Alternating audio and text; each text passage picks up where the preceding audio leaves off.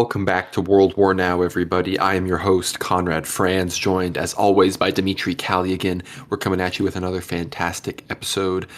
We're into September now, so we're getting really close to that 1 year anniversary since we started this little show here, so that's quite exciting. But we have a lot of things to talk about with drone swarms from possibly the Baltic states, new maps released from China, big things happening in Syria, the ADL getting called out on Twitter, a lot of things going on. So, Dimitri, how are you doing? Doing good, Conrad. The news are very different this week, and definitely a lot of exciting things to talk about. I'd say a bit of diversity, definitely, in the month of August and moving on to September. So, we will be celebrating, I suppose, the new year on the Orthodox calendar. It is 7,532, I believe, the year of our Lord, since the creation of the earth. But yeah, here we are, and the Orthodox calendar is reset in September, so we are looking forward to that. And of course, the 1 year anniversary of the Russian mobilization is coming up in a few weeks' time. So we'll kind of give an assessment today as to where exactly the conflict stands, and it hasn't really moved much, but there's also a lot of international affairs to talk about here, including the Middle East, Africa, like big updates, including from, there's also some interesting affairs happening in Asia as well, which we'll touch on. But definitely stay tuned, guys. Really cool episode ahead. Yeah, we've got a lot of things to talk about, and be sure to tune into this most recent episode of Ether Hour this week. We give a kind of even broader meta update on the status of World War III and, perhaps where the Russian world can go after a possible victory is achieved in Ukraine. I think you're really going to like that episode. I'll probably shout it out again when we talk about some relevant stuff, but let's just dive right into it. Dimitri, what happened in the city of Skov in Russia? Where did these drones come from? I mean, what was the damage? What happened? Well, yeah, so in the ancient Russian city of Pskov, which is essentially right on the Estonian border in the northwest region of Russia, you could almost say it is the even more, it's more of a Western city than even Novgorod. And honestly, it was founded by some of the earliest Russian Rus settlers as well as the Slavic tribes in that region. So it does go really far back. But Pskov was always on the front lines of the, you can say, Russian world, against former Estonian tribesmen as well as some of the Catholic crusaders attacking Russia in the northwest. And it seems that history is repeating itself as where essentially the main Russian military airport was attacked on I believe it was the 30th of August at night, and was attacked by what seems to be Ukrainian drones. At least Zelensky has openly claimed that the drones were Ukrainian, and in about 30 minutes, significant damage was done to some of the massive transportation Ilyushin IL, I believe it's IL planes, which essentially one of these planes is worth roughly about 50 million American dollars each. But it's not even the worth of the planes themselves, it's the cargo which they carry very safely over large distances. So essentially these planes could carry massive amounts of military, humanitarian aid, cargo, even troops to places very far away, not just Ukraine, but also potentially Africa. And Cyprus did report that potentially this attack of these either Ukrainian or NATO drones, like we'll talk about this in a second, actually who did these drones belong to, have caused significant disruptions to Russian logistics, at least in that western military area of Russia. And of course, this attack, it could be called terrorist in a way because, again, civilians were harmed. We don't have any, at least full data on any casualties, but definitely people were harmed. The fact that it did occur at night, the Ukrainian drones did strike directly at midnight. Very symbolic there. And the other consideration, again, Conrad, this is where most of the conspiracies arise from, is where did these drones actually fly from? Because if you look at a map, Pskov is hundreds of kilometers away from Ukraine, so they had to have flown either over Belarus, which would bring up the question as to where was Lukashenko and where were his anti-air defenses, where was any sort of Belarusian scouting for this massive swarm of drones flying to Pskov in Russia, in northern Russia, or even worse, right? Did these drones, were they actually launched from inside of Russia itself, which again leads us to consider the fact that Ukrainian terrorists are still very active on Russian soil. Perhaps they were responsible for the killing of Prigozhin, which we spoke about last week. And again, other scenarios, other potential, examples could include these drones actually flying out of the NATO country Estonia, right next door, which would make sense logistically, and they wouldn't have to fly very far. It would only take about half an hour, maybe an hour or so to reach this airport, or perhaps they were even launched from the Baltic Sea. And the consideration here is, Conrad, where the Ukraine does not have a navy, so which ship were these drones launched off? And this has massive, of course, international relations implications because, well, whoever declared war on Russia, I'm not sure if it was Ukraine, but Zelensky definitely claims that these drones were apparently Ukrainian. It was a new technology. These drones can fly up to 700 kilometers without stopping, endless battery life, satellite powered. I don't know what Zelensky's claims were, exactly, but yeah, it's very mysterious and definitely a lot of damage caused to Russian infrastructure.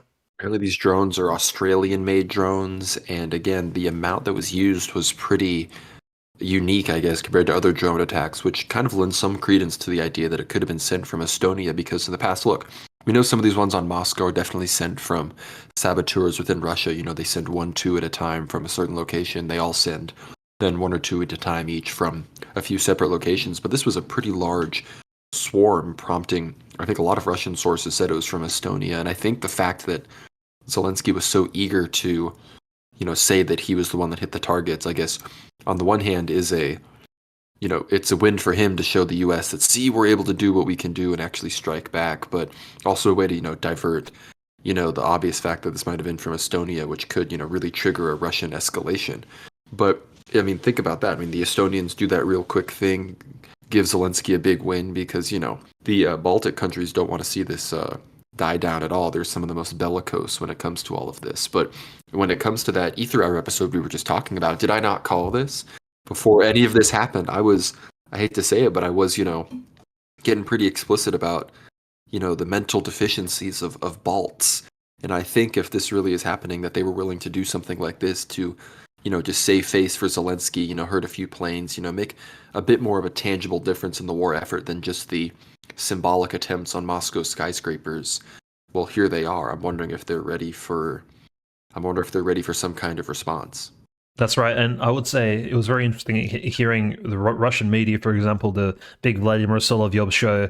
Solovyov Shapiro, of course, had all these experts and geopolitical personnel on to speak on this particular attack, and a lot of the big hawks were very, very fiery. They were essentially calling for World War III. They were saying, look, this is worse than the Moskva cruiser and the Kerch Bridge bombing combined. And I would agree in terms of actual financial loss. The Moskva cruiser was quite old. It was over 60 years old, kind of outdated naval technology there, despite it being the flagman ship of the Black Sea Fleet, destroyed in early 2022 after the SMO has begun. And of course, the Kerch Bridge essentially only affected civilians. And I'm not saying that this terrorist act, the attack on civilians isn't a big deal, but if we're speaking simply about monetary loss for Russia as a country, this was definitely the largest terrorist strike we've seen to date in terms of scale. And so somebody has to answer. And so a lot of the hawks in Russia were basically calling for war against the Baltic states, against Lithuania, Estonia. They were saying, well, who cares about Article 5 NATO? They attacked us first.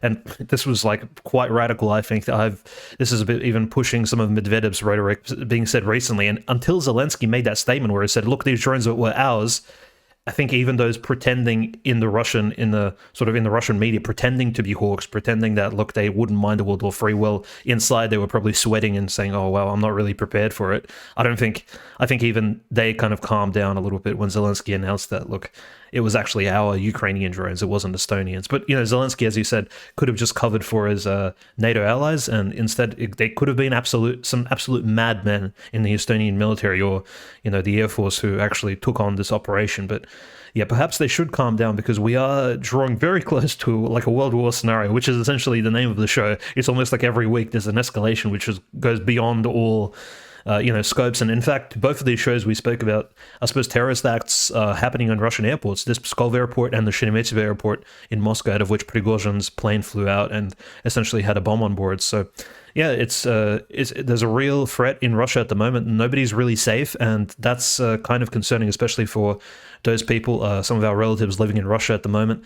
And, just for anybody active in those Western Russian areas, the Ukrainians are not calming down. The terrorist acts are not slowing down. And again, we're just reminded that this war is a real war. It's almost like a total war because civilians are being involved as well to some extent. And really, nobody can be sleeping on this. Nobody can... you can't really calm down and go about your daily life without the threat just being there, looming over you.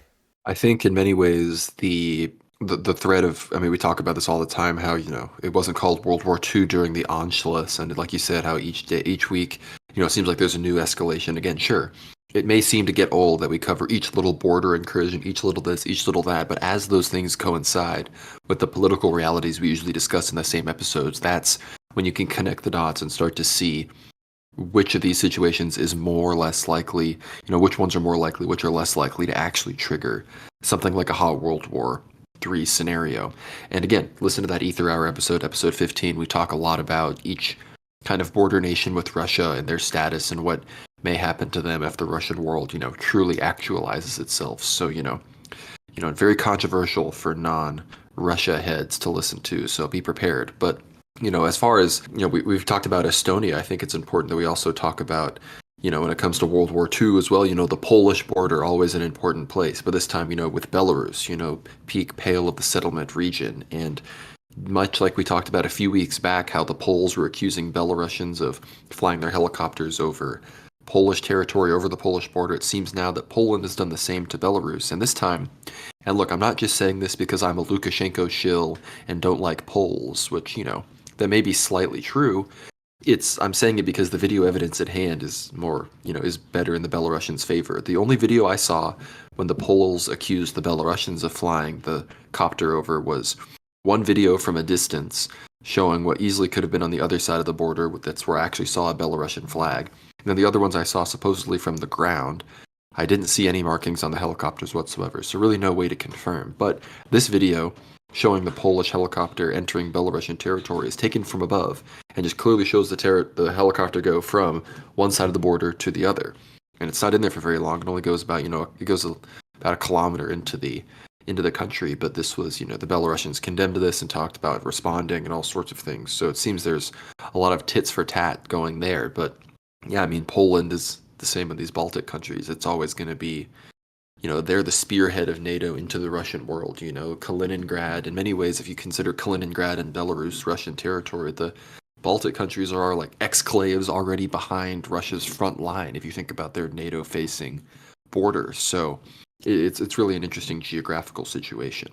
Yeah, and it's also, of course, curious. I mean, on a much deeper level, it's how essentially the most pious and you can say the most virtuous Catholic and Christian countries are the ones bordering with Russia and will be the vanguard in case a third world war does break out between the European Union and NATO and the Russian Federation. It's almost like the actual Christians of Europe who are still holding on to those traditions from the Middle Ages and their Roman Catholic past will suffer the most. So Poland, Hungary, etc., Austria as well. So those countries, it's almost as if it's strategic and NATO has escalated the matter to, the NATO leadership does, the secular countries are all in the West and they're all quite safe. Well, meanwhile, the most pious and you suppose the most right-wing and conservative nations are there almost having to respond to each one of these small escalations and provocations from either Belarus, Ukraine, Russia, whomever it may be, but they're also at the vanguard, so they have to make those tough decisions. And, we did, we both watched that interview with Viktor Orban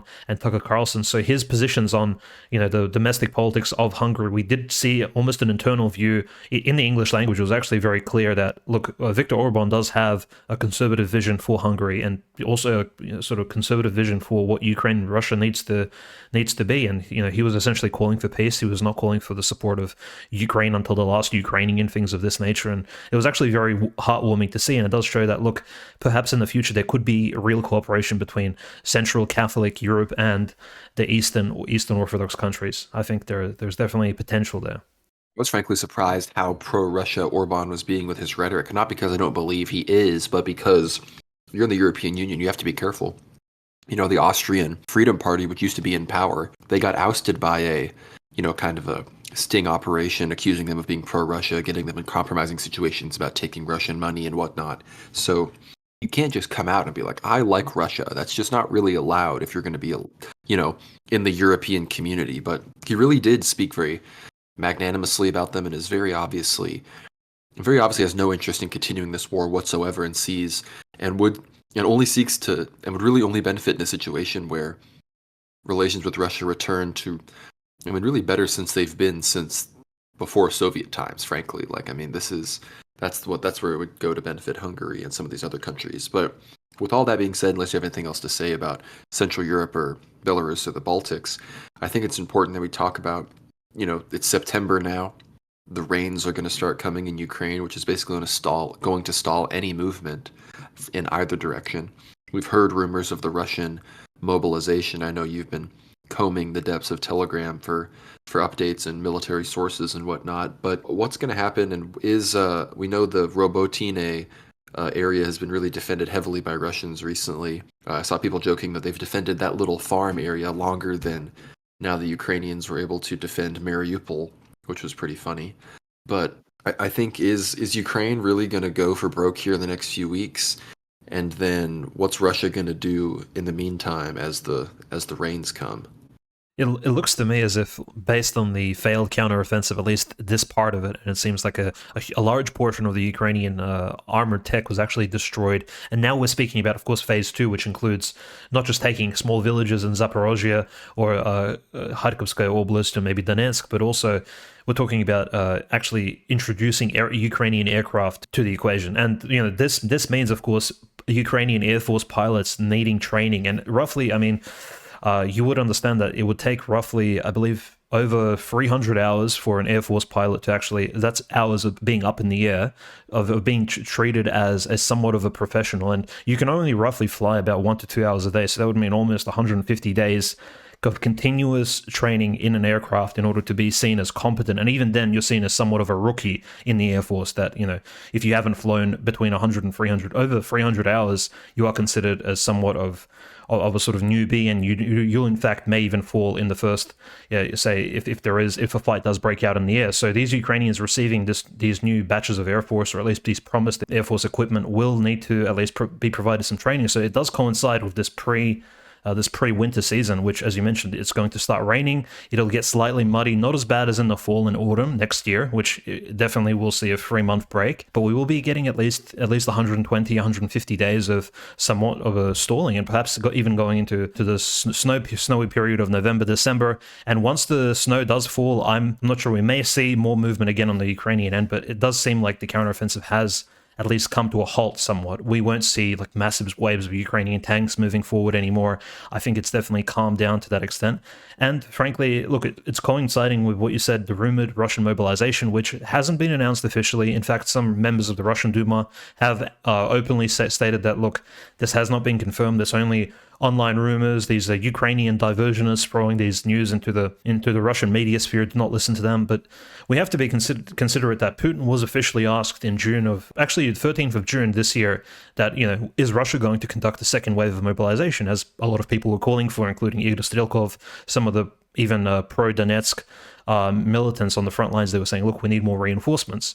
And Putin said, no, look, we've recently conscripted in 2023 an additional 150,000 fighters. We don't need to start a second mobilization yet. And that was in June, and that was 11 days prior to the Prigozhin revolt. So whether or not the situation has changed, we're not sure, but is September coming up in a few weeks, it will be the 1-year anniversary of the great mobilization, which was announced last year, and 300,000 reservists were, of course, included into the Russian SMO operation. And now I guess we are reaching that 1-year anniversary. I would say if you are going to do a mobilization in Russia, we're not necessarily against that. I don't think me and Conrad, strategically speaking from a Russian perspective, are against that. In fact, to cover this vast territory between Kharkov, Bryansk, all the way down to Kherson through Zaporozhye, you do need a lot more troops. Simply what Russia has right now, they're stretched way too thin, especially if they want to at least take Zaporozhye and a lot of the Kherson Oblast back. So, there is that huge consideration that Russia will need more troops, and maybe now is the best time to actually begin the second wave of mobilization, even though Russian politicians are calling against it, and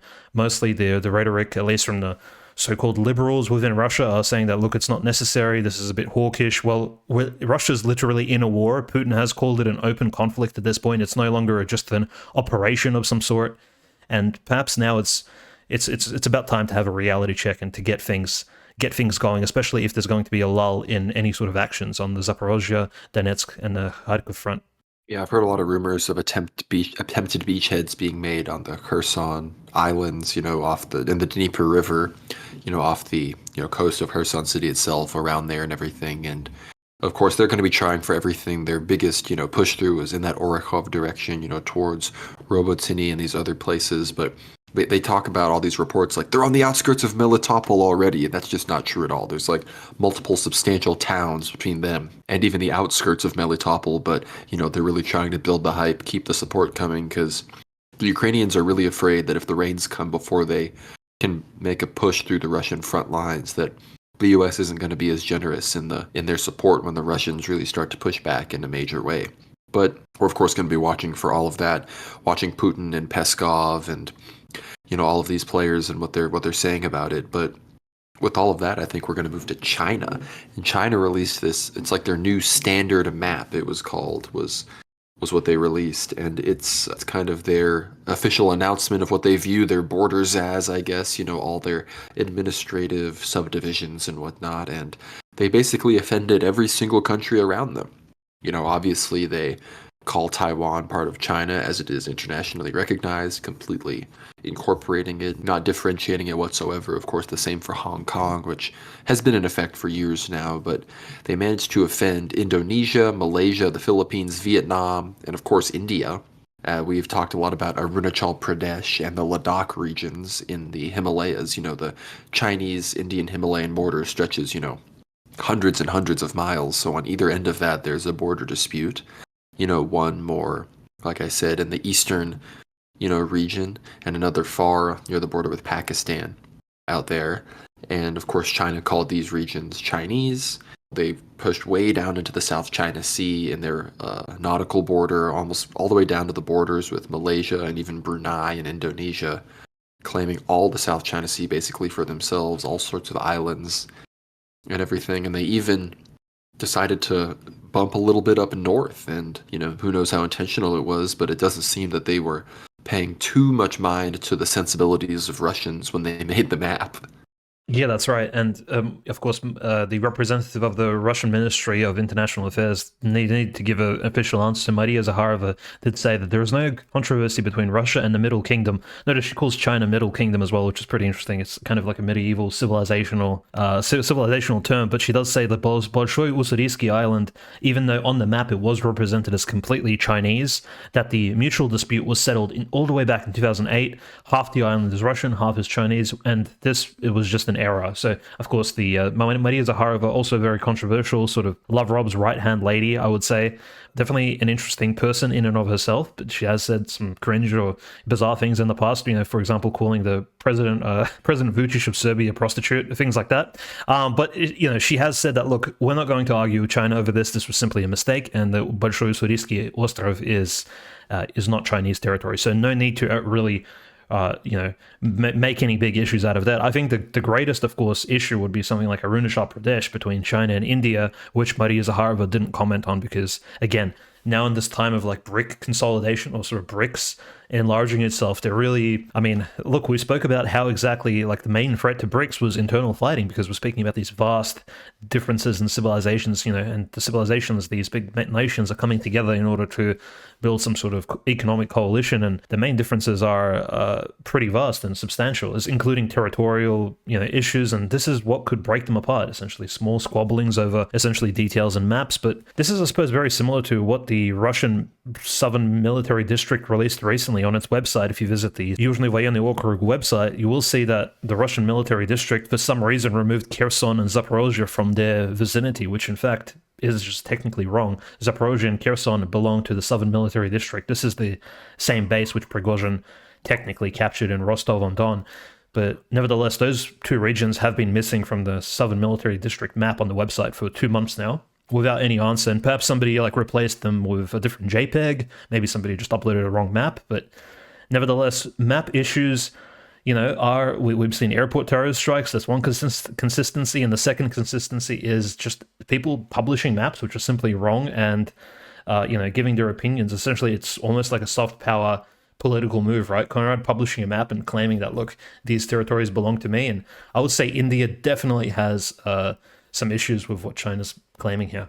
Yeah, and again, the BRIC stuff is is important. Obviously, there's going to be attempts to drive wedges between BRICS countries. The U.S. made a statement that we don't view BRICS as a future rival, but that comes as Peskov talks about a future BRICS currency being viable. It seems that Russia is the most excited about the BRICS currency, which I don't think that's necessarily a symbol of weakness. It just kind of shows they are truly the most sanctioned, isolated country right now when it comes to financials. And the ruble, unlike ironically, like the first year of the war, certain other things were doing better, but the ruble was doing okay. But now the ruble is not doing as well as it was, which is interesting. But they've managed to stabilize their economy in other ways and secure their trade routes and their markets with outside of the West, of course, which is why they can take the hits to the ruble. And it's not disastrous, but it's not exactly what they would prefer. But as China, releases these maps and things like this, it's going to aggravate Japan and South Korea as well, because Japan views if China, totally dominates Taiwan, they're probably going to even further extend the nautical barrier in their perceptions of it, because they'd be able to project their naval power. And South Korea's, they've been facing a lot of, the North Koreans, they've gotten a lot of support from the Russians and the Chinese recently, so they've been emboldened in their missile tests and their rhetoric against South Korea and Japan. So it seems that Japan is rearming itself for the first time since World War II, which is pretty interesting. Just an hour ago, prior to us recording this, North Korea actually has shot some cruise missiles into the south, the Yellow, and I believe it was the South China Sea, essentially. And they said they were simulating scorched earth nuclear attacks on their future rivals. So North Korea continuing with the military testing, shooting the sea next to Okinawa, next to Taiwan, essentially triggering a lot of the American alerts there, and simply shooting these missiles into the sea, really not doing any harm to anybody besides the fish and the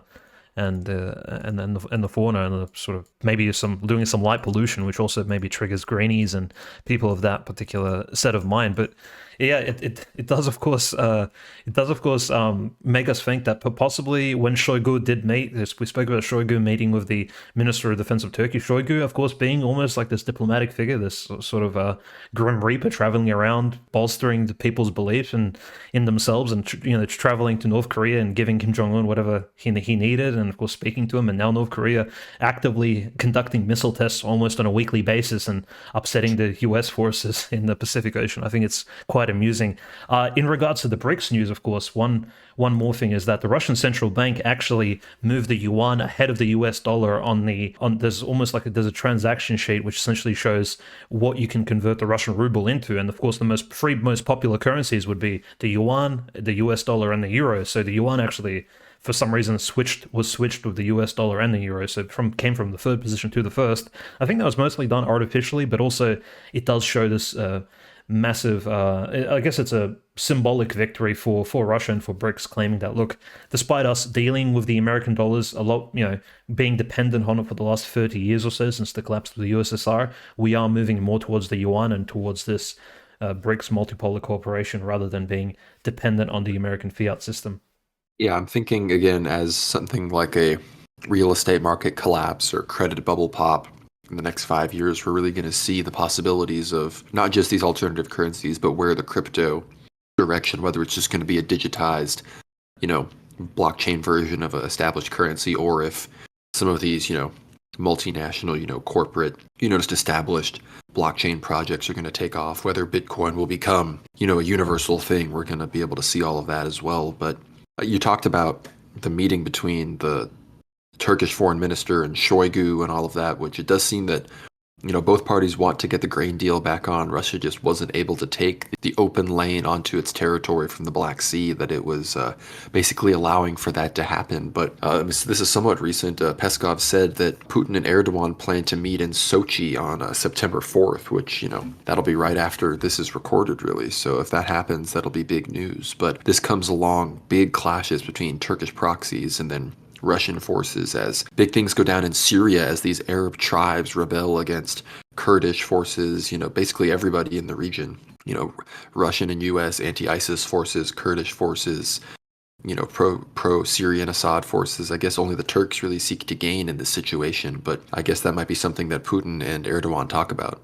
Yeah, that's right. I think Russian presence in Syria is still upholding Assad's regime, still bombing some of these, what's it, they're referred to as HTS forces in northwest Syria. Essentially, there's claims that they're related to al-Nusra, possibly previous ties to, now the whole, I guess, almost a mythological organization called Al-Qaeda, essentially US-based, and so that's in the northwest of Syria. So there's clashes going on between the Syrian army and the Russian Air Force. On occasion, roughly once a week, Russian aircraft actually fly out of Damascus and actually bomb these areas belonging to these rebels in the northwest corner. And again, in central Syria, the same thing, of course, continues.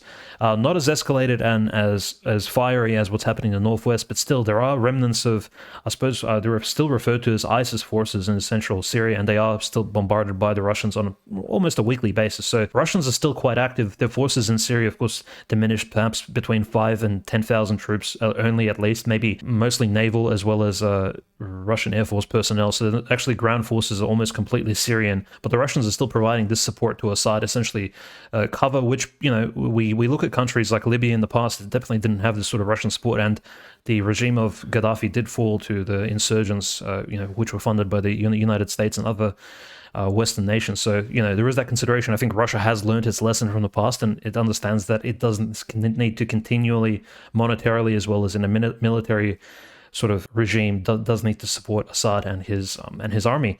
But yeah, what's happening in the northwest of Syria, I think it's, all the media is claiming this is the greatest escalation in the last 4 years of the Syrian conflict. We have at least 20 people, no, not 20. So in August 26th, 11 Syrian military personnel were killed, and August the 25th, seven HTS members were killed, allegedly, just outside of Aleppo in the countryside. So the northwest Syria is very much alight, and we are seeing small clashes, not on the same scale as Ukraine, Russia, but still, we are seeing these militants who are somewhat Islamic, but mostly ethnically Arabic. Actually, they're not quite Kurdish in their nationality, and they seem to be. It's still kind of unknown exactly who these people are. I think mostly Arabic tribesmen led by some sort of Islamic extremism, but not on the scale of ISIS. We definitely don't see that same black flag ideology that we saw earlier in the Syrian war a few years ago. So it almost seems like almost a tribal conflict going back to maybe a few decades back when the Assad regime was still establishing itself. Something perhaps almost like a post-colonial state, which the Middle East was in after the Second World War, which saw these small tribal clashes along the Middle East when some of these borders were drawn, essentially dividing tribes up. But yeah, definitely Syria is looking extremely hot right now and very dangerous for the locals living there, including local Christians and local Muslims alike. It's very unfortunate, and unfortunately that conflict extends to Cyprus. This week there was big clashes between the Blue Helmets and the British, peacekeeping forces and Turks who, they claim that the growing population of Greeks on the occupied side in one border town is a big problem, and so then they ended up attacking the British forces. 3 of them ended up getting injured, and then of course the Turks. It shows you how we talked about this with David, how strong Turkish support is for the Cyprus issue. Erdogan condemned the Greeks and the Brits. Supported the Turks. The head of occupied Cyprus. Condemned them obviously, which again that's like me. That would be like me citing the Igor Strelkov. I mean, not quite as bizarre, but like as far as the law is concerned, me citing Igor Strelkov of the Donetsk People's Republic in 2014. This Northern Cyprus is not a recognized entity, but it just shows you that Turkey, and the Turkish proxies are, they operate for Turkey, and even in certain situations, those Turkish proxies end up fighting a joint collaboration of Syrian Arab Army, U.S. and Russian forces because of their location, and of course they also end up even fighting British UN Blue Helmets, which we know that Turkish and British interests very often align, even to the point where that goes back to even earlier than the British-French alliance in some ways, which shows you how ancient some of those things are. But of course, when it comes to Russia, Turkey and the UK are very much aligned. Of course, Russia, with its meetings in Sochi and all these attempts to win over the grain deal, seems to want to keep Turkey in the neutral position. But I think, like Strelkov said, like many have said in the Orthodox sphere, I think that's a futile effort. Maybe it's best to shore off the conflict as long as you can. But I think we all know that a clash is coming between those two parties. Naturally, and the other really sad thing between Turkish-Russian relations, we all want them to be positive, when we all want some sort of benefits to come out for the Orthodox community in Turkey and in some of these other states in Greece and Cyprus. But that's not what the Russians are dealing with Turkey about. Essentially, it's all about money, trade, grain deals. It's all about monetary considerations. We spoke about the agricultural Russian bank, which is completely state-owned, and the Patrushev family obviously having their hand in it, and how they, Russia really wanted the agricultural bank to be reconnected with SWIFT in Europe so that it could make transactions and benefit from the grain deal. And the grain deal, of course, greatly benefits Russia, but also Turkey. And it seems like there isn't that consideration. Imagine think about the schism, think about the ecumenical patriarchate issue, the pressure you could, of course, apply to some of these bizarre schismatics, or even have Erdogan speak to some of these people working in the Fanar. Maybe, there's all kinds of strings that could be pulled from an active Russian foreign political sense if Russia was, of course, interested in these schisms being overcome. But at the moment, as we're, if we are going to mention church issues slightly, it does seem like it's almost completely monetary, it's almost completely commercial, these talks. And instead of speaking about the church issue, very often the Russians do speak about providing free grain to the Africans, which we mentioned this before when the Africans did visit Russia for the second summit this year, is that a lot of that grain actually went to Europe, none of it went to Africa. And in fact, Putin did make considerations, and at this talk he did say that, look, we will be delegating a lot of free grain, which is essentially, I guess you could almost call it humanitarian aid at this point, pro bono donations of food to the Africans, which is great. But again, it's almost like this humanitarian United Nations type religion, where it's like, okay, humanitarian aid to all the poor countries, but how about benefiting the church, benefiting Christianity in these regions in any capacity? Maybe that should be put on the table as well. And Erdogan does have a lot of influence. And mind you, like, we have Greek metropolitans visiting Kiev on very, very, very often. And in fact, the Greeks do have a very large presence in Ukraine, in Kiev. Perhaps some pressure could be put on them in order to stop, kind of calm the persecutions down. But that's not being done. And in fact, it's all the talk is about money and commercial trade. And so that's slightly disappointing, at least on my end.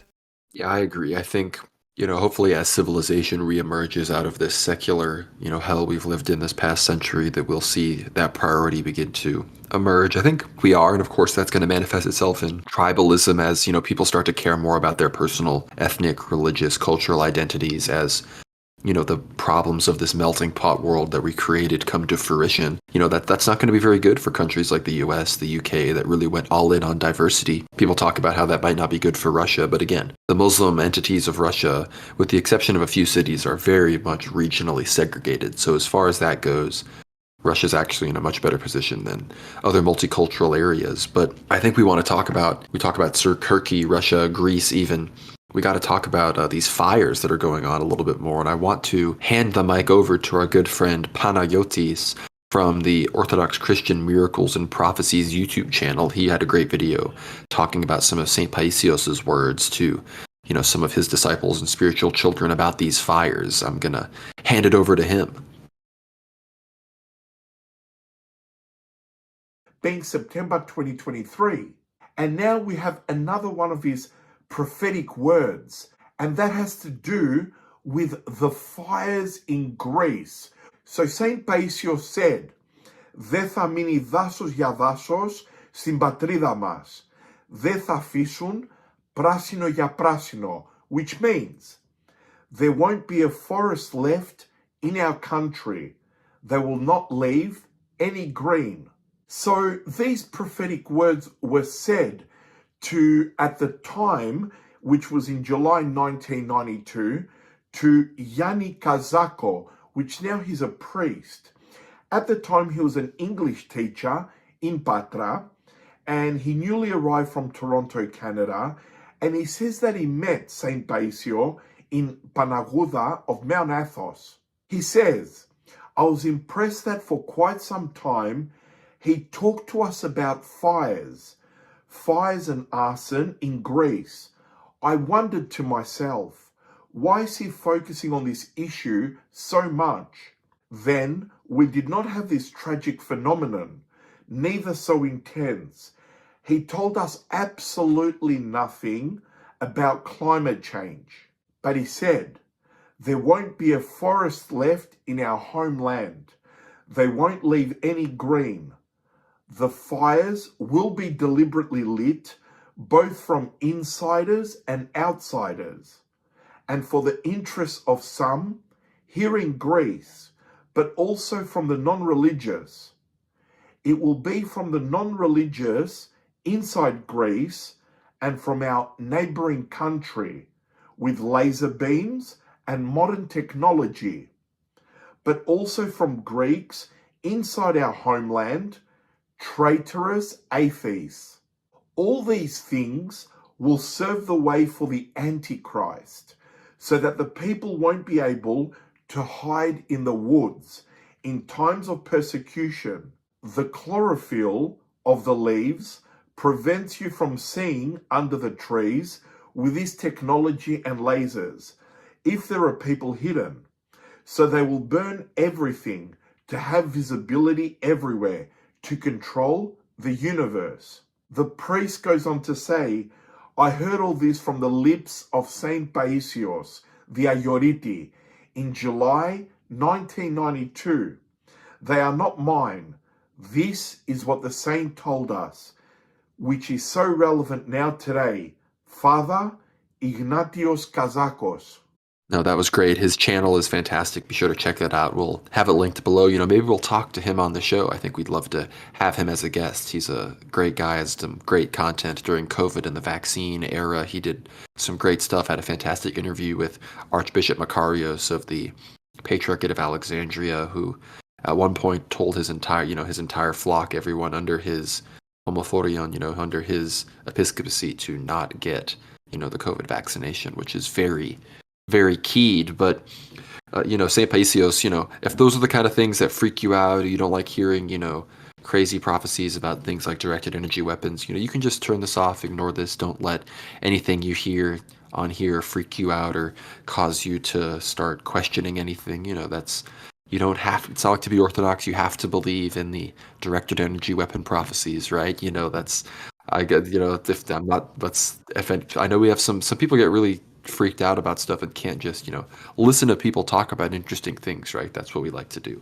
But, that here on the show, we do take the words of St. Paisios and, the recountings of his trusted disciples and what they say about what he said. We take those things fairly seriously. But again, we've been talking about directed energy weapons, ethereal weapons, earthquake machines, these things for a while on the show now. And there's a lot of evidence for the Maui fire directed energy weapon theory. The evidence has been mounting. And again, what St. Paisios said, like Panayotis was saying, isn't just about lasers and weapons that, again, the military has admitted by 2020 would be operational. There's Space Force documents coming out admitting that now they're going to be doing satellite-to-satellite laser weaponry and everything. I don't even know how real that is, but they're claiming there's going to be lasers coming from the sky, which, again, we've seen images. I've seen test footage from the military of them shooting down drones with these directed energy weapon, these DEWs, as they're called, these rail guns. And of course, that's going to be something that could be used to start fires. But even St. Paisios talked about, quote unquote, traitors within Greece, starting some of these fires. And there's already been firefighters that have been arrested for starting fires in Greece. There's been illegal immigrants, as the migrant problem with Turkey increases, that have been caught starting fires, doing arson, some even with connections to environmentalist NGO groups. And St. Paisios never talked about some climate change agenda or that kind of stuff. He did speak about, those who would ultimately seek to bring about a one world government doing these kinds of things. Like Panayotis said, make there be no more trees, no more places to hide. I'm not one of those people that says you just need to go hide in the woods and that'll solve everything. But I think it's definitely true that they're going to make it even harder to go, in a woods, as they say, and just live out that peaceful life that Metropolitan Neophytos talked about. Have a retreat to the country, grow some food, have, a freedom, have a little bit of respite from the hustle and bustle of the city. They're going to try to make that as hard as possible, put you into the 15-minute city, get you on the social credit system, get you on the everything app. Look, we love X, but I think there's a few dangerous implications for all of that, that leads us right into the ADL stuff. But Dimitri, I want to get your thoughts on the fires and St. Paisios and the Eastern Mediterranean in general, if there's anything else you have to say. Yeah, just having visited Greece before the COVID period several times in my life, it's very unfortunate what's happening. It's a lovely countryside and, of course, very ancient. Some of those forests, obviously hundreds of years old, and there's all that history in the land. And those who love their classical history and education really appreciate it. But also just the vast amount of just that land itself. It's just been so entrenched in the Orthodox faith. There's been monks and people living in those places for so long, and now, of course, they're all set alight, and it's very indicative of exactly, I suppose, the spiritual path of Greece in recent decades has not been very good. In fact, it's Saint Paisios' words that keep us somewhat sober, and he was, of course, a Greek man through and through, and a Greek Orthodox man of the highest regard. But we have to consider that he came from Mount Athos, and that was his particular lineage. And Mount Athos is very different from what you do see in mainland Greece. Unfortunately, his opinions and the opinions of the Athonite monks and elders and those actually living away from the world are very different from what you hear about on Greek television and maybe in large Greek cities such as Athens. And there is that to consider as well. Greece has the benefit of having all of these holy places, so they can always return to the faith. We mentioned this, for our episode, just how these original Orthodox countries, you can say Greece, Bulgaria, Serbia, and even, I guess, the new Orthodox countries such as Romania, they always have this benefit of essentially not really depending on a large power such as Russia to do anything, because they can self-sustainably reinvigorate themselves through all the holy places they already have on their own soil. They have monasteries, churches, relics, miracle-working icons, traditions, prayers, local places they can visit. Every single person has a church within 10 minutes of them in Greece. So, in fact, the country itself can always, of course, return to the faith, rejuvenate itself, but whether or not it will do that will, of course, depend on the people themselves. And perhaps these big disasters with fires and war, of course, we all know that comes from sin, and of course, God permitting these disasters to occur on Greek land, essentially, I suppose, would be in His providence to enlighten, and not really to enlighten, but to call people to repentance, naturally, for their own salvation, and for them to, of course, look inwards upon themselves and to actually fix themselves, which, essentially the same is happening in Russia and Ukraine, the war between two brotherly people, you could say almost the same people, essentially a civil war of sorts, but it is occurring because of the sins of these people themselves, naturally. At the end of the day, it's not because of even the globalists, it's because of sin. And so the same goes for these natural disasters. And the fact that St. Paisios clairvoyantly has prophesied and predicted these fires is, of course, not surprising, because he was so attached to the Greek land, and they're very fortunate for having him as a great saint over there, but they should listen to his words a lot more often.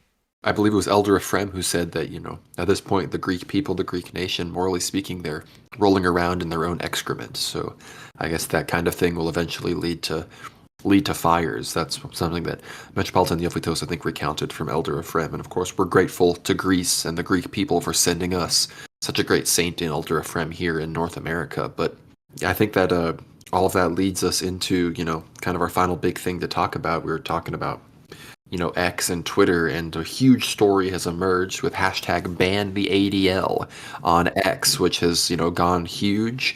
I contributed to some of the earliest posts, I was called to the task by, patriots such as Keith Woods, Nick Fuentes.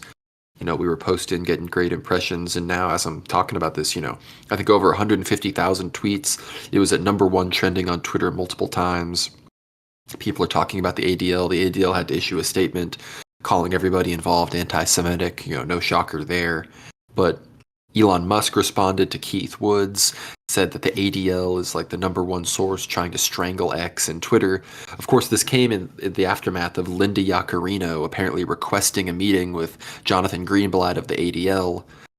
Jonathan Greenblatt then posting about it, saying that he's more hopeful about the direction of X and that they'll be ready to call them out and hold them responsible if they let, the specter of anti-Semitism emerge again. The ADL, for those that don't know, the Anti-Defamation League, was started to lie about Leo Frank, who was lynched after avoiding execution for the rape and murder of a 13-year-old girl, Larry Fagan. And again, in the South, with even a jury of 5 Jews, this guy was convicted of the murder. He tried to blame a black guy, didn't work. And he, of course, somehow managed to escape the death penalty because they took it all the way up to the Supreme Court and everything. Everyone knew that he did it. But, of course, they again said, I guess we'll just give him life in prison. But the locals, they didn't see that as justice. So they broke in and took matters into their own hands. And I think if that's the way that this organization started, was defending this guy, trying to say he was innocent, which history shows that he was not.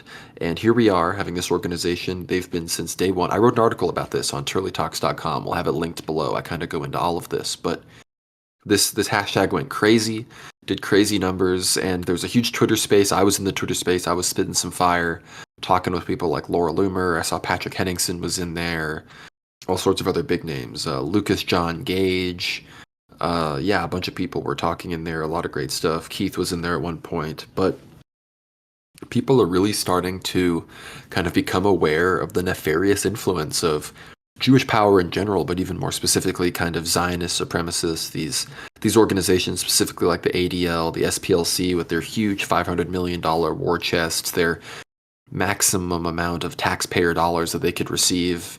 They're basically also supported by the state of Israel themselves. On the space, I talked about Canary Mission, which, literally just doxes students and young people for not supporting the state of Israel, and basically says that, we'll get your name, we'll get this Google result calling you an anti-Semite off the front page of Google. Like the first thing when you search your name, this is what comes up. We'll take that down if you write us this groveling apology letter, which is it's just such scummy behavior. It's total, literal blackmail, and they just use the institutional power that they've created through nepotism to do these sorts of things. And I'm really proud of the community, as you say, for doing this. It was very telling who wasn't talking about this. It got to the point where Charlie Kirk, Matt Walsh, they're talking about hashtag ban the ADL. Everyone realizes, even philo-Semitic people, I guess, were able to hop on this because the ADL is such a nefarious organization. And I'm all for it, ban them. And it's not against free speech either. The ADL declared war on X/Twitter's, finances, trying to make them financially insolvent due to their commitment to free speech. And I say, if that's your goal, then you're not entitled to the free speech of the platform. Get the hell out of here. I don't need to see, first of all, no one wants to see your Holocaust propaganda all the time and, your other nonsense. But no one definitely needs to hear you lobbying about how you're going to get the advertisers taken off because because the platform lets people talk about whatever they want. That's just ridiculous. Nobody has to deal with that. And why the American people, frankly, deal with this at all. Of course, dealing with it on X is one thing. Why they deal with it at all in their government and society is an entirely different question. I think they need to be, driven back into the sea, back over to Israel where they belong. But one thing that's interesting is those that didn't tweet about this. And who didn't tweet this out? None other than our good friends Jackson Hinkle and Haas. And sure, maybe Jackson Hinkle was just too busy for his fresh and fit appearance, but he was on Twitter all day. I'm sure he saw it. So we know that these guys are, allergic to talking about this question. They are anti-Zionist, that's what they claim, but they just completely refuse to engage in the civilizational battle that is Christendom versus world Jewry. They reject Rome entirely. They have no concept of the third Rome, of the dynasties to come. They don't understand the prophecies. They never have. They never will. Haas is brown. Jackson Hinkle is short and, doesn't know anything about history. This is how these things end up going. But it's just unfortunate, on Fresh and Fit, he refused to engage honestly with the question. He slammed Dimitri. I believe you asked him a question on Fresh and Fit, and he just ran the wrong direction with it. That's right, yeah. So I did throw in a small donation to the Fresh and Fit podcast, which, it does have very interesting interviews on at times. And I asked Jackson Hinkle a very kind of explicit question regarding, because Jackson Hinkle, being an inquirer into Orthodoxy, he would know certain positions of the Orthodox Church regarding communism. So the question was, how does he, of course, what is his position on Marxism, given the fact that a lot of Orthodox saints have explicitly named them boys, as well as, I don't have to explain who them boys are, as well as explicitly commented on communism and Marxism as being demonic, right? And Jackson Hinkle holding to this position. I mean, his appearance on the podcast, he did praise Lenin and Stalin to all the young folks listening, which was extremely disturbing. I wouldn't personally do that. In fact, anybody I find somewhat controversial, I'd probably hold my tongue before praising before any sort of audience. Even here on World War Now podcast, I wouldn't necessarily praise a certain figure and say this guy's great just because I've heard it one or two good things. I think that would be extremely dangerous. But openly praising somebody as demonic as Lenin and Stalin, who were confirmed by our local Russian church tradition as being in hell and anathematized and apostates and clear Judases to their own church, is, of course, I think, very dangerous. And it's very misleading to all the young people listening. So Jackson Hinkle gave a pretty bad gave a pretty bad image for all his Christianity on this Fresh and Fit podcast, and he didn't really answer my question, which I submitted, and in fact, he ignored it completely, and he didn't want to speak to the fact that, well, communism and them boys are explicitly condemned, and they're related in the works of the saints, especially those of the 20th century, which, if you read my Contra Marxism article in the World War Now Substack, you will see a few of the quotes and excerpts, which were, of course, researched, and there's a lot more articles to come, especially the evidence is pretty overwhelming from the Russian Orthodox tradition that, look, you can't really be a communist and be an Orthodox Christian in the fullest sense. It's somewhat of a mental illness in order to try and combine these two things into one. And so Mr. Hinkle simply not understanding that is, I think, detrimental, not just to himself, but because he has such a large audience, it is very spiritually and mentally detrimental to all those listening to him, because, well, these two things simply cannot coexist. So I would say a pretty bad witness from him on the issue. Yeah, I mean, look, he was seething. He was scared. He said, he made it very clear. He's like, I don't know who this Orthodox canonist guy is. Like, yes, you do, bro. We have the Discord screenshots. We've seen you, asking your lackeys for help on this. We've seen you admitting that it's hard. All the Orthodox sources, even the most pro-Soviet ones, admit that there was extensive persecution and mistakes. So it's just a dishonest position to, and then he associated you with, he's like, all these people that love Hitler. There was nothing about Hitler in the super chat. No one was talking about Hitler. Just because people before in other super chats were talking about Jewish Bolshevism and whatnot does not mean that everybody targeting you just loves Hitler. He does the whole thing where, because there's all the Sonnenrad, swastika posters in Ukraine, therefore, Zionism and Nazism, there's two sides of the same coin, and therefore communism transcends the dialectic. It's like, no, bro. Like, that's part of establishing a much more nefarious dialectic than even what you're trying to bait us there with. But, it's not surprising that, those guys who I think at this point are clearly, there's something nefarious going on there. The whole operation's fishy to me. Hinkle's going to Russia. He says he's going to interview Dugin. I want everybody to know that support us, sign up for the premium on Substack, get access to the ether hours, because then we can maybe afford to go interview people like Dugin, and I can assure you that the content will be 45,000 times more interesting if we're interviewing Dugin, or if we're interviewing Strelkov, or if we're interviewing Putin or Lukashenko or anybody, because we will get down to the civilizational core of these things and get the best out of those kinds of people. I can assure you, I've been training for this my whole life. I was made for this. That's the kind of thing that we'd knock out of the park. And I can assure you that Jackson Hinkle is going to try to be getting blasé answers and, lukewarm support for his LARPy attempt at resurrecting communism in the West from people like Dugin. And I'm really not that interested. Yeah, I would say definitely that Fresh and Fit interview is probably not worth watching. We'll clip it a few times just to show you guys essentially the pure degeneracy that occurred on there.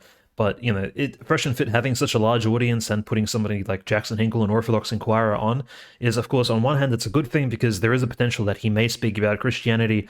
It ended up being a complete blowout, and essentially him just praising communism, praising Lenin, Stalin, not mentioning Christianity at all. In fact, just speaking ill of Christianity by simply praising communism. It was very inconsistent, and I would say generally quite degenerate. There are better interviews to watch, and just a recommendation for any Russian listeners, if you do understand Russian, if you can at least listen to it, there are some really good interviews out there. For example, recently in the last month, Metropolitan Tikhon of Skov, that's Tikhon Shevkunov, every author of Everyday Saints, there are two really big interviews on YouTube about him. They're almost completely censored by the algorithm, but if you type in Metropolit Tikhon Shevkunov Pskovsky, you'll see them, one with Ksenia Sobchak and one with a more sort of right-wing Orthodox journalist, and he answers some pretty explicit questions about the SMO in the Russian language. The other interview, of course, was between Metropolitan Leonid, the Exarch of Africa, on Tsargrad, where in 50 minutes he gives probably the most extensive answers we've ever seen on the Russian Alexandrian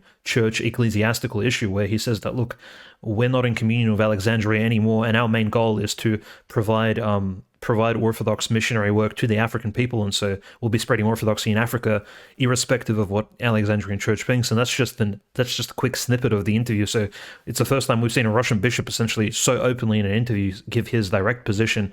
And it's good to see that sort of transparency from the Russian Church, not being, despite being this big bureaucratic structure, not being so, I suppose, cut off from the people, giving these interviews. It's really, I suppose, enlightening for us regular lay people to hear our bishop bishop leaders speak about some of these almost drastic schism level issues in the church. And of course, the third or the fourth interview was between, I guess, the main Russian missionary priest, the Father Georgy Maximov. So George Maximov gives an interview of the most popular Ukrainian layman in the church. He was actually in Ukrainian prison in late 2022 and was released when the Russians exchanged some of the Ukrainian prisoners with the Russians. They actually got him out of prison. He was sentenced to 12 years of Ukrainian prison for being anti-Zelensky. And this man, his name is Yan Taksur. He lived in Kiev his entire life. He's technically an ethnic Ukrainian. He always considered himself a Russian Orthodox person. He was a popular Russian Orthodox journalist and in Ukraine, so Ukrainian Orthodox as well. He was supportive of the Metropolitan Onufry in the canonical church, published lots of articles. He's 70 years old, so he's quite an elderly fellow, but not too old. And now he's of course living in Moscow in relative safety, and he can actually speak on the church issue in Ukraine. And he gave this very powerful interview to Father George Maximov. And Father George has a big YouTube channel. I think last time I checked, it was over 60,000 subscribers, which is quite a lot for a Russian-speaking channel. And Yan Taksur speaks to Father George and gives his honest opinion as the biggest Orthodox journalist from Kiev on this particular issue of the church, of the OCU, of the UOC, all of the schism, what's happening with the Uniates, etc. Very, very good interviews, but again, they're not translated into English, so unfortunately the English audience won't appreciate them enough, and simply, it would be a bit too difficult this time to translate them actively, so we do await maybe some good automated translating services so we can get them out to the public. But if you do understand Russian, search these interviews up. They'll give you a more insightful look on what's happening, at least in the ecclesiastical realm of the Russian world, the Russian church. Yeah, I wish I could speak Russian. I wish I could speak Greek. It was one thing I've learned since I started this show. It's that I really wish I could speak those languages, all the Orthodox languages, Georgian, Romanian, every language in general. That'd be just amazing. Maybe, I'll be the first to fall for the Babelian technology, like the jabber worm you put in your ear, lets you understand every language. It'll be tough for me to resist that because I'll want to be able to talk to everybody, read everything. But, you talk about this stuff going on in Russia and Russian Orthodox people. We want to hear what's going on with Strelkov, of course. He's still in prison. He was not let out of, he wasn't given house arrest or anything like that. So we have his September 18th, trial coming up, or first initial kind of reason to testify and everything. So we're going to be watching that closely. But, it does appear that, they may be punishing him a little harder than we may have expected they would. We're going to remain hopeful. There's been a lot more protests in the street. People get ticketed, of course, but I've seen a lot of support, including even from the front lines, videos of soldiers coming out in support of Strelkov. Dimitri, I don't know if you have any other updates. Yeah, I suppose clips came out of Strelkov's wife was, of course, at the hearings, and she testified that, look, her husband will be fine under house arrest given his heart issues, which Strelkov tried to keep a secret for so long. It doesn't benefit Strelkov at all, or benefit the Russian state, doesn't benefit the Russian community for Strelkov to be held in prison until September the 15th, I believe, when the next hearing will be on. So, and his daughter, of course, is going to school. She's 6 or 7 years of age. So this is, of course, just politically, this is an abuse of the justice system in Russia, and the legal implications are quite powerful for Strelkov. Again, his recent quite satirical post in his Telegram where he says he'll be running for the presidential race in Russia in 2024, and he gave a few points as to why he's a better presidential candidate than Vladimir Putin. And he said that I guess we would actually agree with some of those points, including the first point where he says, look, I'm not aligned with any oligarchs, and he doesn't name them boys explicitly, but that is kind of it should be said Strelkov's record is kind of uninfringible. He hasn't ever cooperated with any of these shady people behind the scenes. He didn't have the need to. And Strelkov, an interesting fact about him, despite him being in prison, he may be the only Orthodox leader in recent history who's actually executed criminals, like through capital punishment. Like officially, legally speaking, he has held tribunals in the Donetsk People's Republic, and he's executed 3 people for maraudering, assault, sexual assault included, and maraudering including military equipment as well, stealing.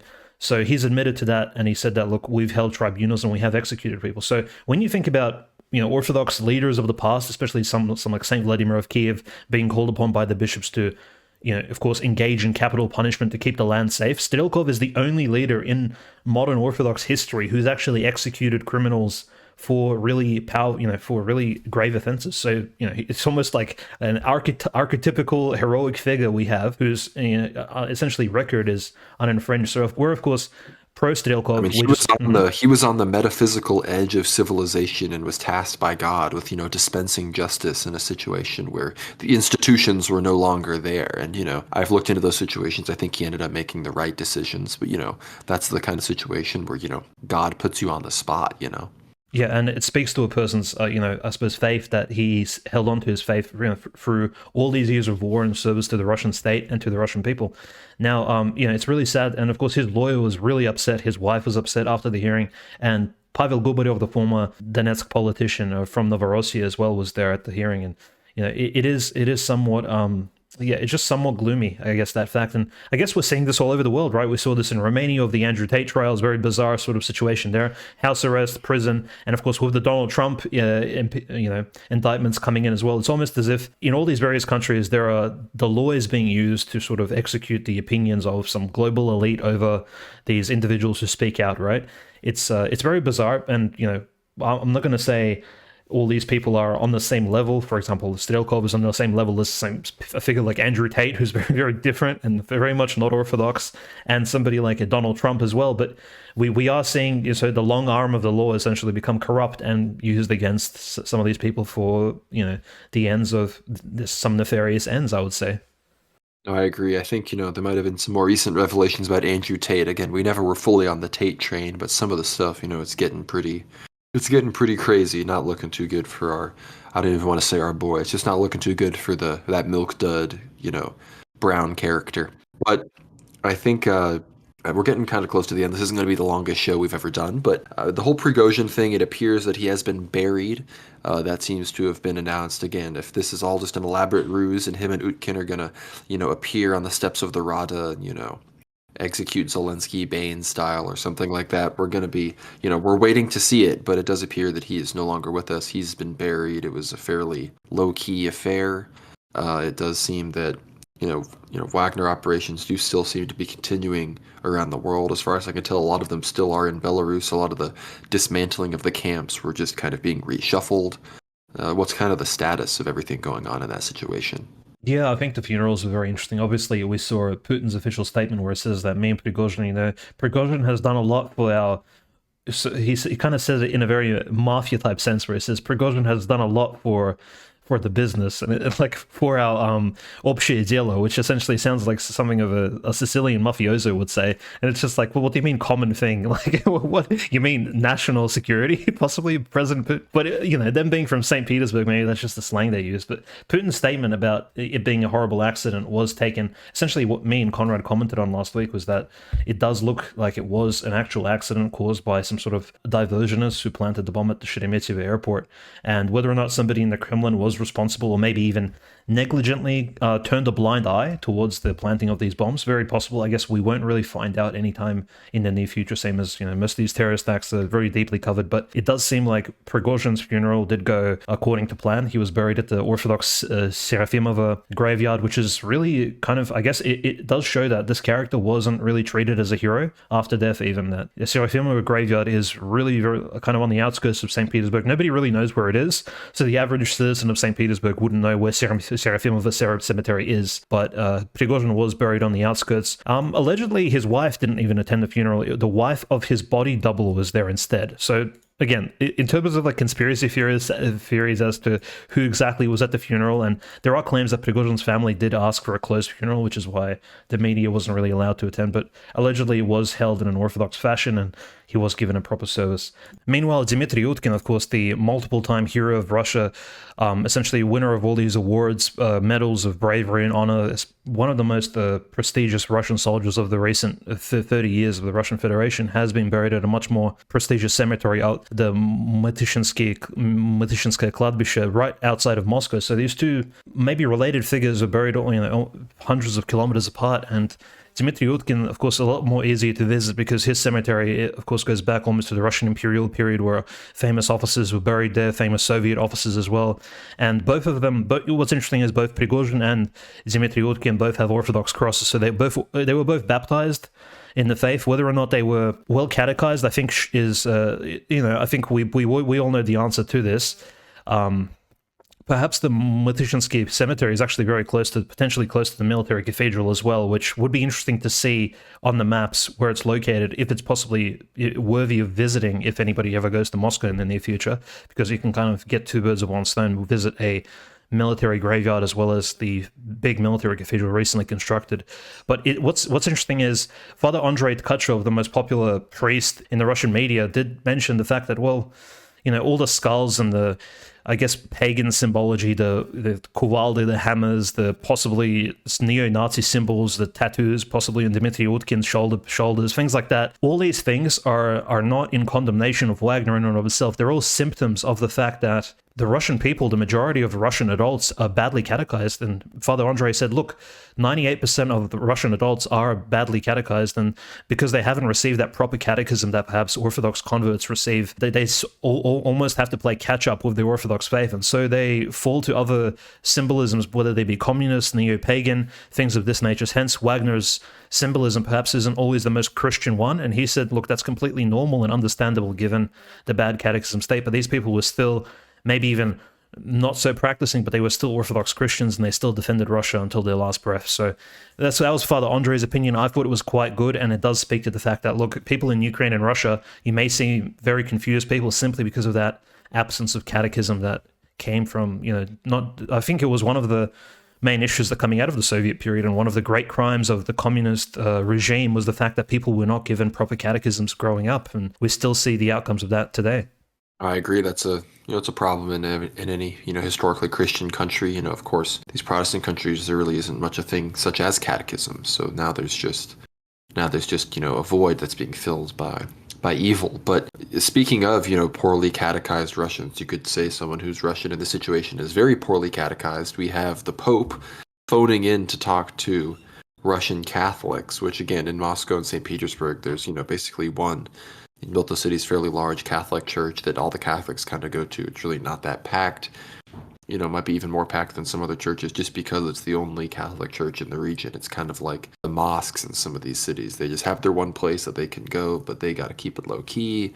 They're not really allowed to evangelize. They're not treated quite like the Mormons and Jehovah's Witnesses who, they get the jackboot of the state up their ass and get banned for being, subversive intelligence operations that lead people into cultish lifestyles. But the Pope, he had some honestly, I hate to say it, but for the Pope, pretty based things to say. Definitely not globo homo approved. I wouldn't say, if you listen to Ether Hour, you might know what we have to critique from that perspective. Let's just say he doesn't praise the greatest Russian emperors and leaders that we would pick. But Dmitry, what was Bergoglio laying down? Well, I think the Pope, a very interesting opinion, because he was praising essentially golden era, silver era Russian culture, essentially where all the literature and poetics, of course, came from, and even great saints like Saint Philaret of Moscow, they came from that particular early Russian imperial culture. And him praising the sort of the reigns of the empresses who saw people like Fyodor Ushakov, the admiral, now saint, as well as a possible future saint Alexander Suvorov.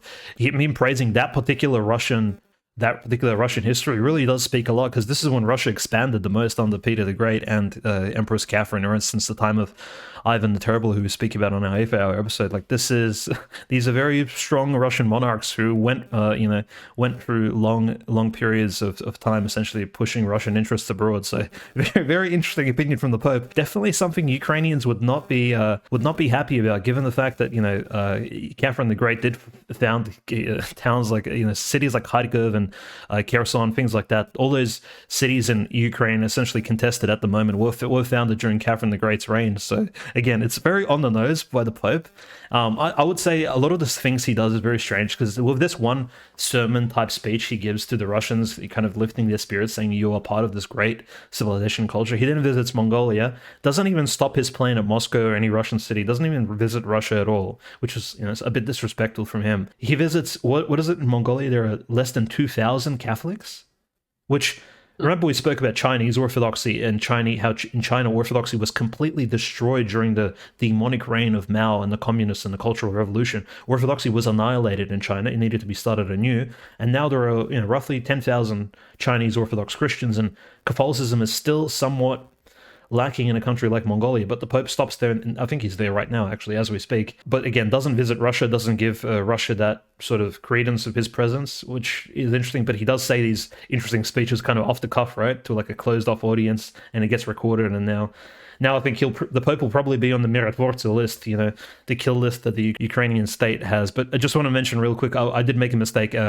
The graveyard where at Mytishi is located completely in the northwest corner of Moscow. Meanwhile, the military cathedral, of course, is just it's just completely far away. So you can't actually visit both the graveyard and the cathedral at the same time.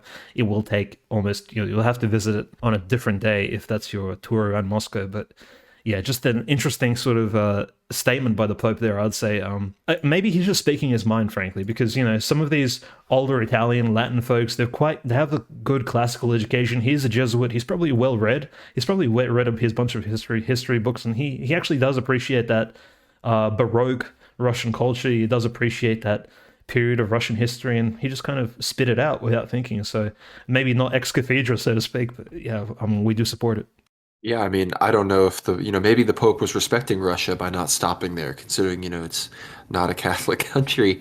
But, I think Patriarch Kirill has made some somewhat ecumenistic statements. We know like the Havana document and some of these other things that we are not fans of here on this show. But I think in general, the Pope has to be careful with dealing with Russia because, look, they already tried the third or the fifth attempt at casting their magic consecration spell on Russia towards like the Immaculate Heart of Mary or whatever in light of the Fatima prophecies, and nothing has happened. Russia has not converted to Roman Catholicism. Russia will never convert to Roman Catholicism. So while on the one hand we know that this Pope does love his synodality, in many ways he would seek to lower himself in a synodal fashion, while the ecumenical patriarchate elevates himself in a papal fashion for them to sort of meet in the middle for this gross ecumenistic religion where they'll then incorporate Islam as well or something like that.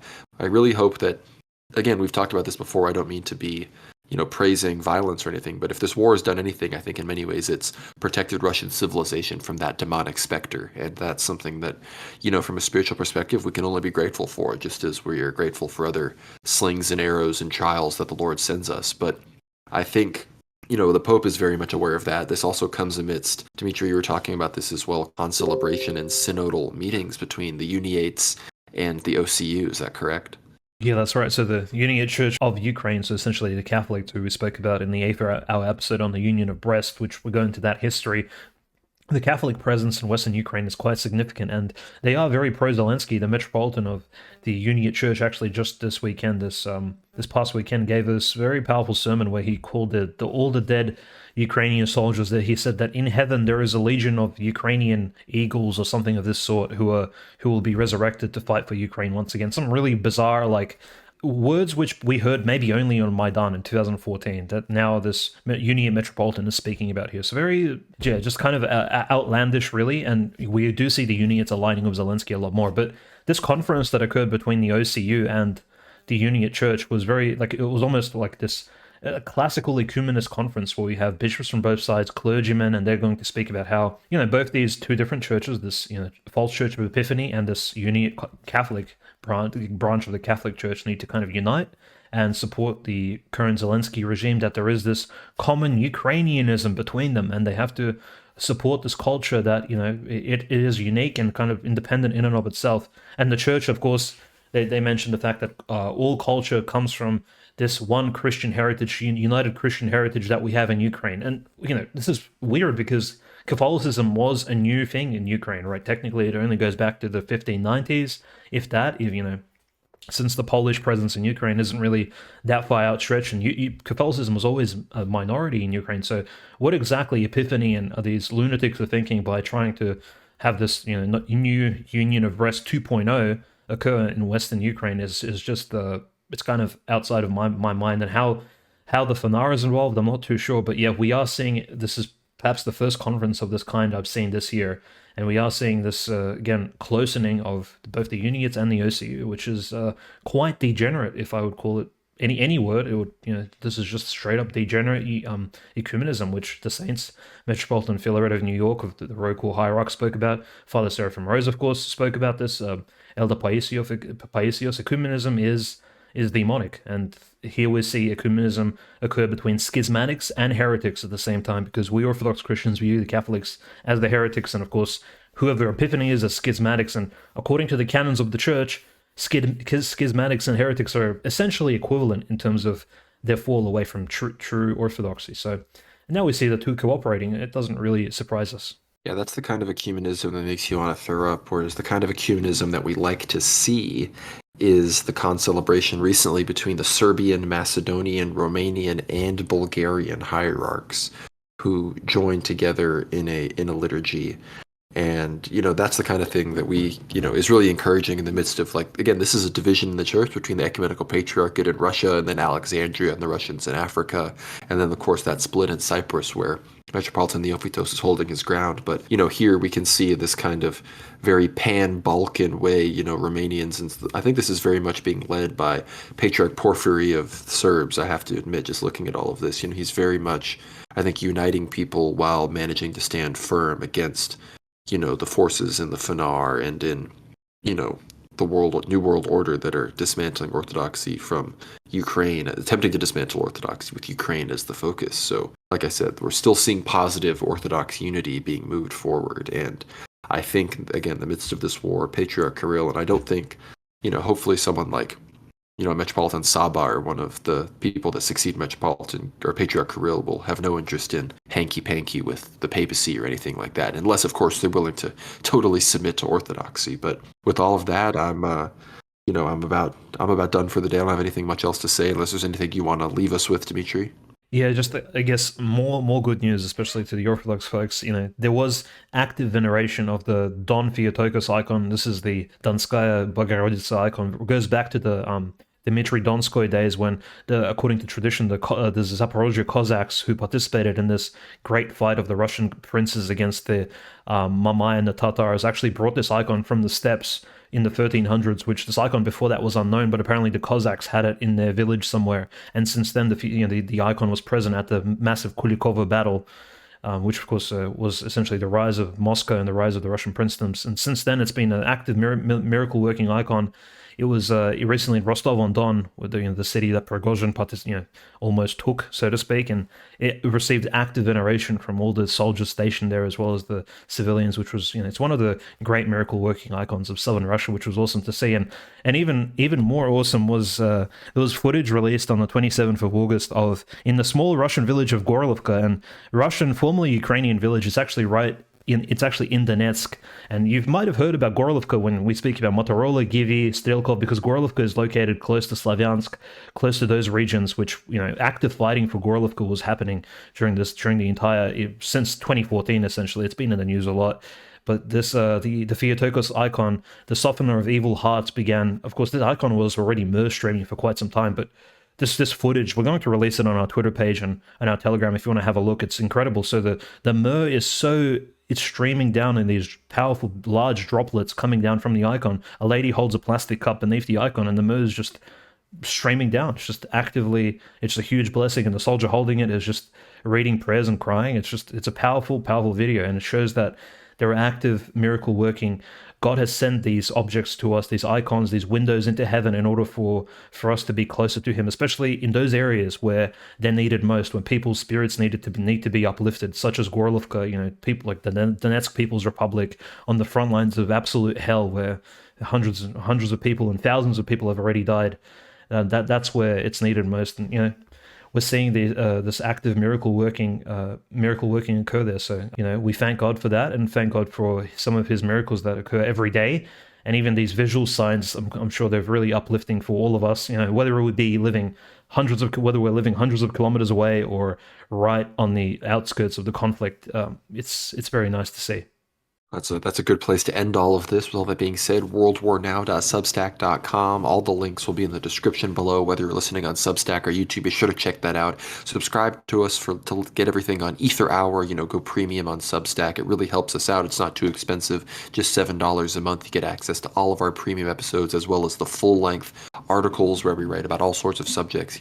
Warrior clerics in the church, African conflicts, Marxism. We dismantle that from an Orthodox perspective. So be sure to do that. It really supports us. It helps us bring you these free shows every week as well. And, maybe it'll help us do some travel in the future to go to some cool places. But follow me on Twitter at GnomeRad. I got into some great things this week. I've been posting stuff, talking in Twitter spaces. Be sure to go on there. There's a lot of great content. Follow at World War Now _ on Twitter. That's where we post all sorts of great stuff. Follow Dimitri, of course, at OCanonist. Be sure to follow us on Rumble, World War Now. Follow us on YouTube. Subscribe to the YouTube channel. It really helps us out. We're getting close to 3,000 subscribers, which is fantastic. We do live streams over there as well. Be sure to follow us on Telegram, World War Now Telly. That's a great place. That's where you're going to kind of get the first updates on what's actually going on the ground. We get things there before almost anywhere else. So be sure to subscribe to all those places. Go premium, get every episode of Ether Hour. Check out this week. This past episode of Ether Hour was almost like just a super meta World War Now. We really get into some details. We don't hold back. There's a bit of, I had to bleep some words out. I go off. So be sure to check that out. It'll be in the link, down below. But with all that, Dimitri, send us off. Yeah, thank you guys for listening. Of course, if you do want to support, as Conrad said, the best way to do so is, of course, subscribing to the Substack, because it's not just the monetary assistance, but you're also reading our articles, listening to the premium shows, giving us feedback on them, because, we do touch upon some pretty subjects which we cannot release for free. Simply said, they need to be behind the paywall. They need to be for premium listeners only, simply because, the world does not accept opinions such as those. And hopefully, we appreciate all the attention we've been getting recently, and content has been improving over the last few months, and some of the news is quite powerful. So we do have to, me and Conrad do have to, we don't exactly agree on everything, so we do have to brief each other on exactly what's happening. And some of the news is so striking, frankly, over the last few weeks that, in fact, it's not every episode almost takes many hours to prepare for, let's just say, because we do have to align. We can't just go on any episode and have an active debate on exactly what we agree or disagree on. But we appreciate the support, and for all those church fathers, members of the clergy listening, we ask for your blessing, and we apologize if we make any mistakes or have said anything unseemly. We try not to. We are young men in the church, and we are laymen, but we do appreciate your support and your prayers as well for the project. And if you fathers have any recommendations or any feedback, we will appreciate and we'll take it on board. But thank you for all our regular listeners as well, and for any new listeners, we appreciate your attention. Hopefully you had a good time listening to us, and we'll see you on the next episode. God bless everybody.